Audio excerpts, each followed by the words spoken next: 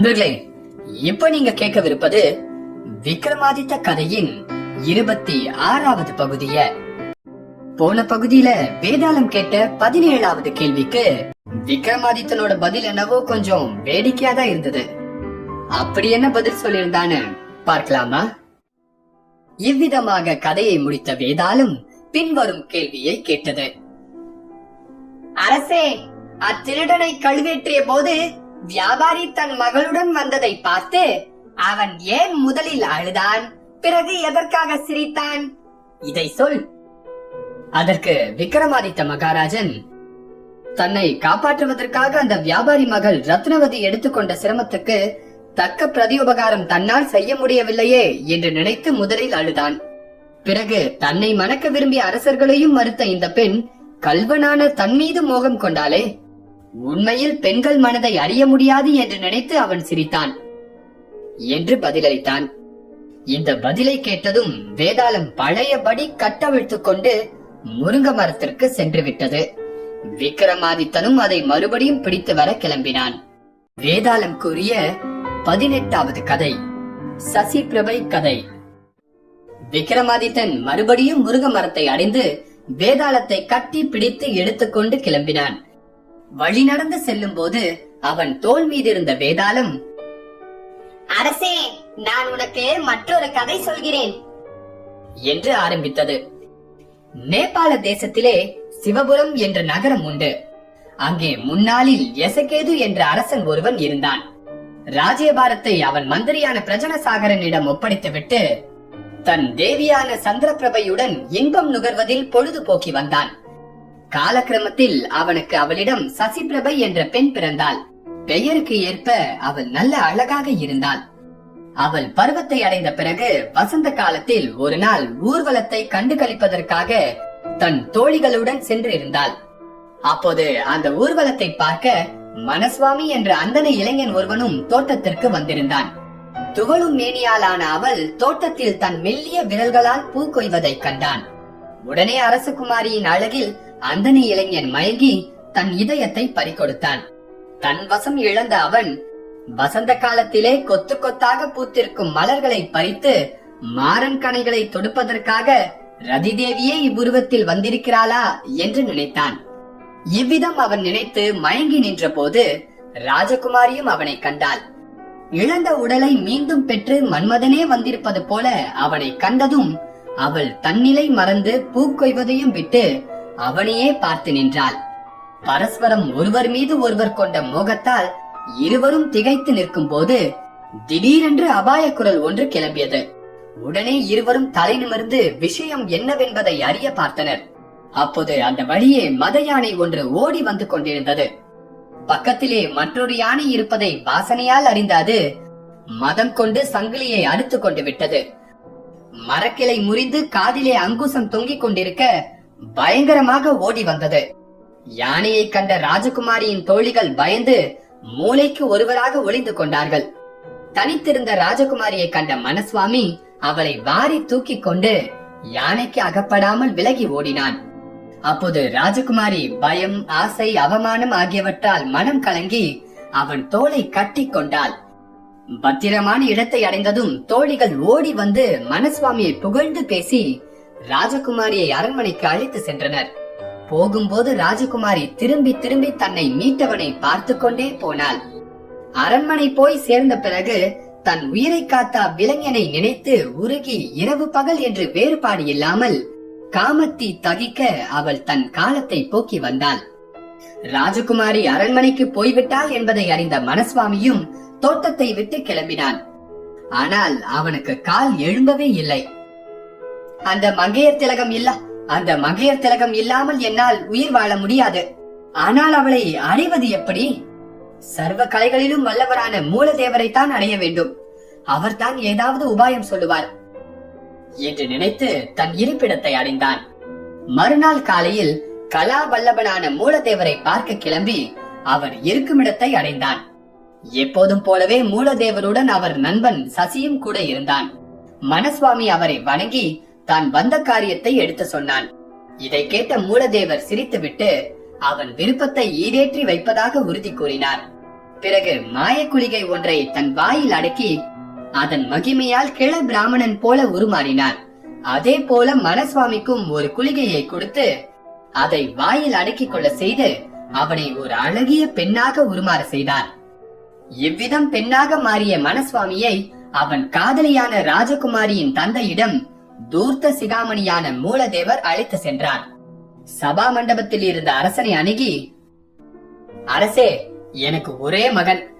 அவனுக்கு மணி முடிப்பதற்காக இந்த பெண்ணை நீண்ட தூரத்திலிருந்து அழைத்து வந்தேன். ஆனால் அதற்குள்ளாக என் மகன் எங்கோ போன இடம் தெரியாமல் போய்விட்டான். இப்போது அவனை தேடி பிடித்து அழைத்து வர வேண்டும். அதுவரையில் இந்த பெண்ணை என்ன செய்வது? உலகத்தையே நீ காத்து ரட்சிக்கிறாய். ஆகவே இப்பெண்ணையும் நீ காப்பாற்றி என்னிடம் ஒப்புவிக்க வேண்டும் என்று வேண்டிக் கொண்டார். அரசன் தன் குமாரி சசிபிரபையை அழைத்து, குழந்தாய், இந்த பெண் உன்னிடமே தோழியாக இருக்கட்டும் என்று அவளிடம் ஒப்புவித்தான். ராஜகுமாரியும் அதற்கு இசைந்து பெண் வேஷத்தில் இருந்த மனசுவாமியை தன் அந்தபுரத்திற்கு அழைத்து சென்றாள். கிழபிராமணன் உருவம் கொண்ட மூலதேவர் வெளிக்கிளம்பி தம் இஷ்டப்படி போய்விட்டார். மனசுவாமியும் தன் காதலியுடன் பெண் உருவத்தில் தங்கிவிட்டான். சிறிது காலம் சென்றது. ராஜகுமாரிக்கு தன் புதிய தோழியிடம் ஒரு அலாதியான ஆசை உண்டாயிற்று. சதா அவர்கள் இணை பிரியாமல் ஒன்றாகவே இருந்து வந்தார்கள். ஒரு நாள் இரவு ராஜகுமாரி தான் அன்றொரு நாள் தோட்டத்தில் கண்ட மனசுவாமியின் மீது கொண்டுள்ள காதலால் உள்ளம் உருகி வாடி கிடந்தாள்.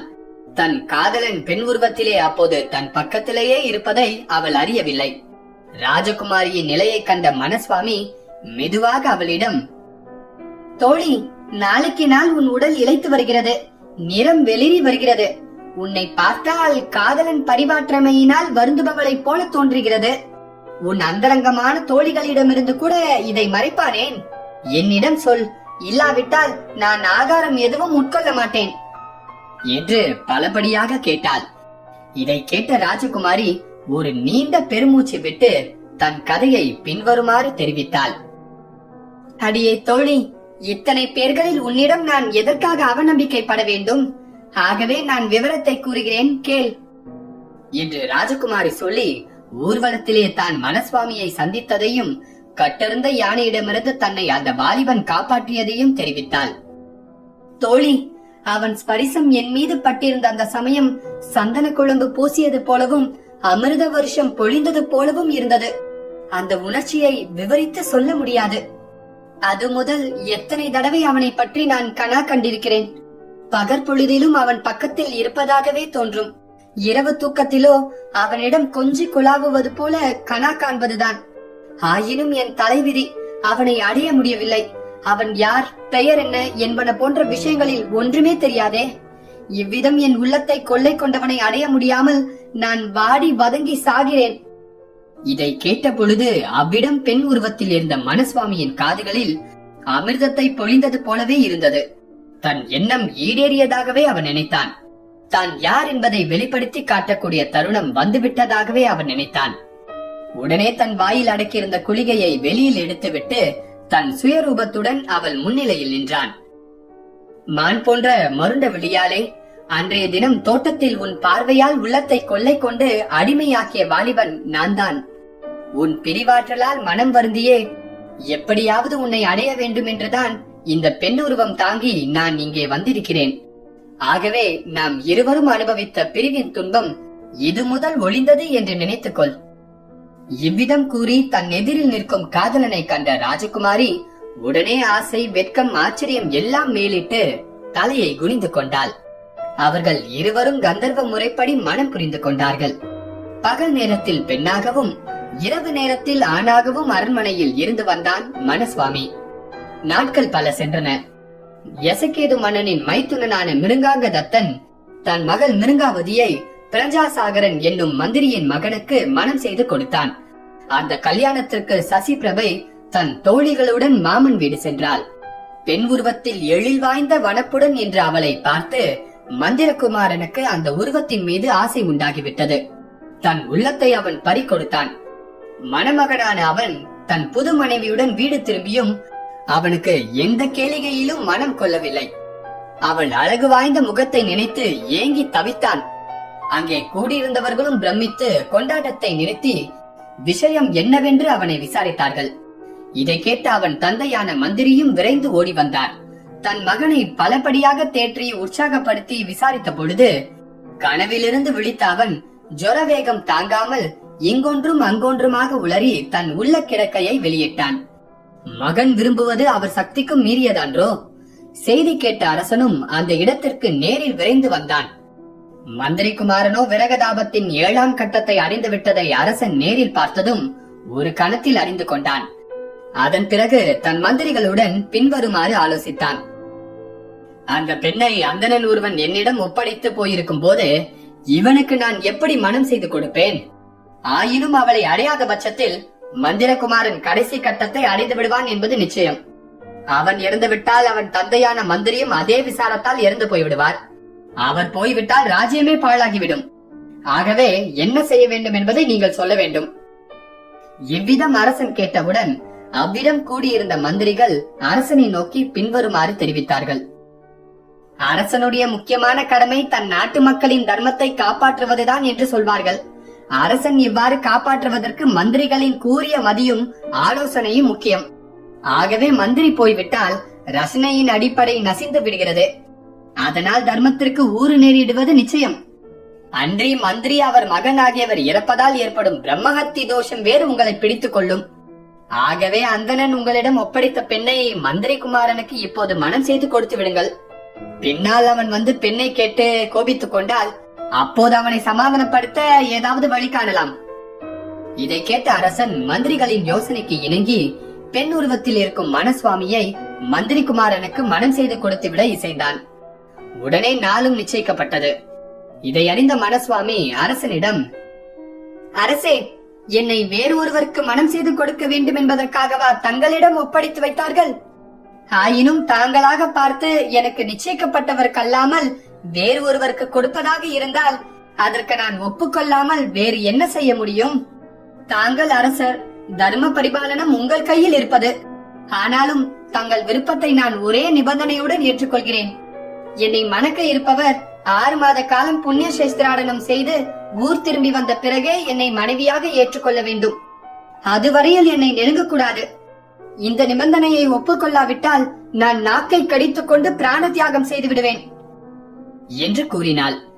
இவ்விதம் அவள் நிபந்தனை விதித்ததை கேட்ட அரசன் அதை மந்திரி குமாரனுக்கு அறிவித்தான். மந்திரி குமாரனும் தன் எண்ணம் ஈடேறும் என்ற திருப்தி கொண்டு அதற்கு உட்பட்டான். சீக்கிரமாகவே திருமணம் நடைபெற்றது. தன் முதல் மனைவி மிருங்காவதியையும் 2ஆம் மனைவியாக வந்த போலி பெண்ணையும் ஒரே வீட்டில் அமர்த்தி அதற்கு கட்டும் காவலும் ஏற்படுத்திவிட்டு முட்டாள் போல புண்ணிய சேஸ்திராடனம் செய்ய கிளம்பினான் மந்திரி குமாரன். இவ்விதம் மிருங்காவதியையும் பெண்ணுரு கொண்ட மனசுவாமியையும் ஒரே வீட்டில் ஒன்றாக இருந்து வந்தார்கள். ஓர் இரவு படுத்திருக்கும் போது மிருங்காவதி தனக்கு தூக்கம் வரவில்லை என்று கூறி நேரம் போக்க ஒரு கதை சொல்லும்படி தன் தோழியை வேண்டினாள். இதை கேட்ட மனசுவாமி அவளுக்கு தன் கதையையே கூறினாள். பழைய காலத்தில் சூரிய வம்சத்தை சேர்ந்த ராஜரிஷியான இடா என்பவர் கௌரியின் சாபத்தால் பெண் உருவத்தை அடைந்து விட்டார். அவள் அழகை கண்டு உலகமே மயங்கியது. புதன் அவளுடன் கூடி பூரரவசை பெற்றான். இவ்விதம் கதையை கூறிய மனசுவாமி, இதனால் தெய்வ அனுகிரகத்தாலும் மணி மந்திர ஔஷதங்களாலும் ஆண் பெண்ணாகவும் பெண் ஆணாகவும் மாற முடியும். காம வசப்பட்டால் முக்காலும் அறிந்த முனிவர்களும் இவ்விதம் நடந்து கொள்வார்கள் என்று முடித்தான். கல்யாணம் செய்து கொண்ட உடனே கணவனை பிரிந்த காரிகை மற்றவள் தனக்கு சக்களத்தியாக வந்து தன் வாழ்வை குலைக்க முற்பட்டவள் என்பதையும் கருதாமல், நீ சொன்ன கதை கேட்ட என் உடல் பதறுகிறது, உள்ளம் உருகிவிட்டது. ஆகவே அதன் விவரம் என்னவென்பதை தெளிவாக எடுத்துக் கூற வேண்டும் என்று கேட்டாள். உடனே மனசுவாமி அவளை நோக்கி, தோழி, இவை மோக விகாரத்தின் சேஷ்டைகள். இவற்றை நானே அனுபவித்திருக்கிறேன். ஆகவே உன்னிடம் இருந்து எதற்காக மறைக்க வேண்டும் என்றாள். இதனால் தூண்ட பெற்ற மிருங்காவதி மேலும் தூண்டி துளைத்து கேட்க மனசுவாமி, மகாவிஷ்ணுவிடமிருந்து எனக்கு ஒரு வரம் கிடைத்திருக்கிறது. ஆனால் இரவு வேளையில் நான் ஆணாக மாறலாம். ஆகவே உனக்காக அவ்விதம் மாறுகிறேன் என்று கூறி வாயிலிருந்த குளிகையை வெளியே எடுத்து ஆணாக மாறினான். இவ்விதம் அவன் பகலில் பெண்ணாகவும் இரவிலே ஆணாகவும் மாறி இருந்து வந்தான். சேஸ்திராடனம் போயிருந்த மந்திரி குமாரன் ஊர் திரும்பும் நாள் நெருங்கியது. ஆகவே ஒரு நாள் மிருங்காவதியுடன் அவன் வீட்டை விட்டு வெளியேறிவிட்டான். இந்நிலையிலே விஷயம் மூலதேவருக்கு எட்டியது. அவர் எல்லாவற்றையும் அறிந்து கொண்டார். தம் நண்பனான சசியை தன் மகன் போல உருமாற செய்தார். இருவருமாக எசகேது மன்னனை அடைந்தார்கள். மூலதேவர் அரசனிடம், நான் என் குமாரனை அழைத்து வந்து விட்டேன். ஆகவே நான் உம்மிடம் ஒப்புவித்து விட்டு போன என் மருமகளை என்னிடம் ஒப்புவித்து விடுங்கள் என்று கேட்டார். தன்னை கிழவன் எங்கே சபித்து விடுவானோ என்று பயந்த அரசன் சிறிது யோசித்துவிட்டு, முதியவரே, உம் மருமகள் எங்கேயோ போய்விட்டாள். அதை நான் அறியேன். ஆகவே என்னை மன்னித்து விட வேண்டும். ஆயினும் குற்றம் என்னுடையது. ஆதலின் உங்கள் மகனுக்கு என் பெண்ணை கொடுத்து விடுகிறேன் என்று தெரிவித்தான். தூர்த்த சிகாமணியான மூலதேவரோ தம் மருமகள் தான் வேண்டும் என்று விடாப்படியாக குதித்தார். கடைசியில் ஒருவாறு சமாதானம் ஏற்பட்டது. அந்தனகுமாரன் உருவத்தில் இருந்த சசிக்கும் ராஜகுமாரியான சசி பிரபைக்கும் திருமணம் நடந்தது. அதன் பிறகு அரசு சம்பத்து எதிலும் நாட்டம் கொள்ளாமல் மூலதேவர் புதுமண தம்பதிகளை அழைத்துக் கொண்டு தன் வீடு திரும்பினார்.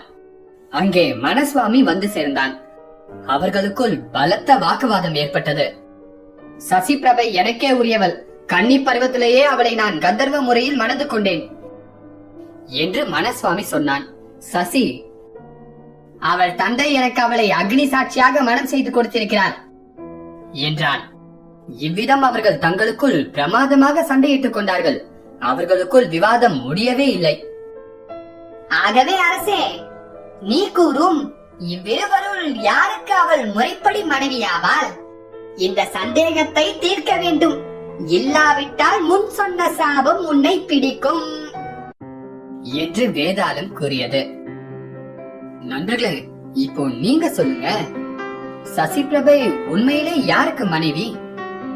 மனசுவாமிக்கா இல்ல சசிகா?